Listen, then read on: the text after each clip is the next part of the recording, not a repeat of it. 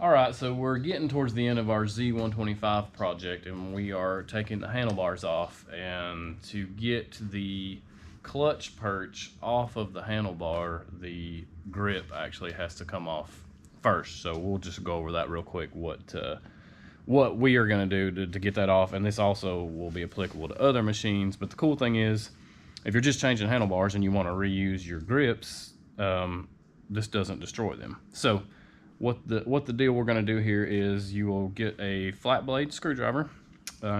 Probably a smaller one is better, so you don't poke a hole in the grip, and just gently insert it into the grip.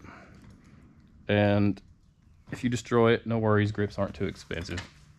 So once it's in there, you're going to use the screwdriver to kind of pry it up, and then you're going to grab just some commercially available brake and parts cleaner. Obviously, be careful if you're around painted surface or things of that nature.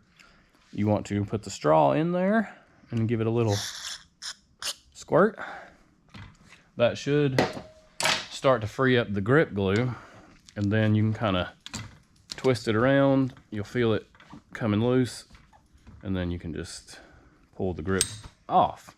So then you've got a usable grip, still in good condition. Just clean up the handlebar and put the glue back on. But you can reuse your grip that way. And then for the throttle side, it just comes right off the handlebar. However, it's still on the actual throttle tube.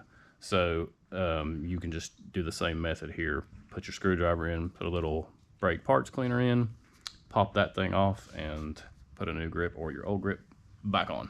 So that works for the Z125 and lots of other machines as well.